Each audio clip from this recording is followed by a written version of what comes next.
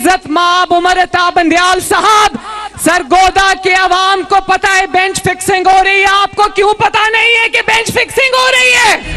आप ये जांचने बैठ गए कि इलेक्शन कमीशन की क्या जिम्मेदारी है, आप ये जांचने बैठ गए कि हुकूमत पाकिस्तान की क्या जिम्मेदारी है, आप ये जांचने बैठ गए कि गवर्नर की क्या जिम्मेदारी है।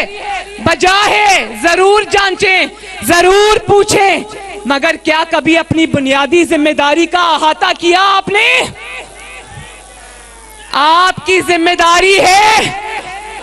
जिम्मेदारी है गैर मुतनाज़ा बेंच बनाना। क्या वो जिम्मेदारी आप पूरी कर रहे हैं?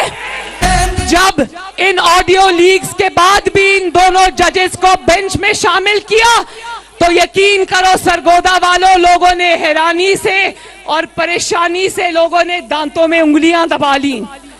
और न सिर्फ सियासी जमातों ने और अवाम ने इतराज किया, बल्कि सारी बार काउंसिल्स ने कहा यह ज्यादती हो रही है और वो रेफरेंस लेकर बैठे इन दोनों जजेस के खिलाफ। और केस देखो, यही जस्टिस इजाजुल एहसन और मुजाहिर अली नकवी साहब ने, वो लाहौर में CCPO की ट्रांसफर हुई जो पंजाब के अंदर, लाहौर के अंदर, वो इन्होंने रोक दी।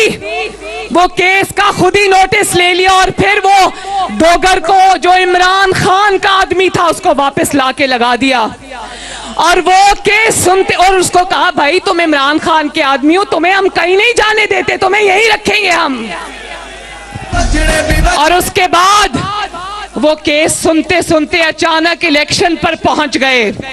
अच्छी बात है, मुस्लिम लीग नून इलेक्शन से नहीं डरती, अल्लाह ताला के फजल करम से मुस्लिम लीग वो वाहिद जमात है जो आज इलेक्शन की तैयारी के लिए मैदान में उतरी हुई है। और न सिर्फ इलेक्शन लड़ेगी बल्कि इंशाअल्लाह ताला इलेक्शन जीतेगी।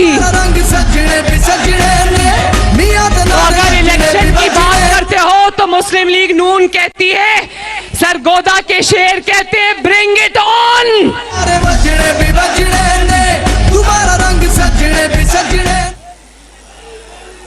डोगर का केस सुनते सुनते बात इलेक्शन पर जा पहुंची और 9 मेंबर बेंच बनाया, उसमें फिर इन दोनों जजेस को डाल लिया।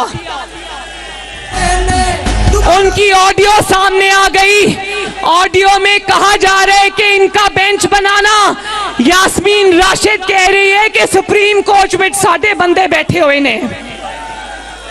फिर बजाय इसके कि इन दोनों जजेस को एहतसाब के कटहरे में खड़ा करते, उस बेंच में वो 2 जजेस जो सीनियर मोस्ट हैं, जिनके किरदार पे किसी ने कभी उंगली नहीं उठाई, जिनकी इंटेग्रिटी पे कभी किसी ने उंगली नहीं उठाई, उन दोनों जजेस को शामिल नहीं किया, इन दोनों जजेस को बिठा दिया।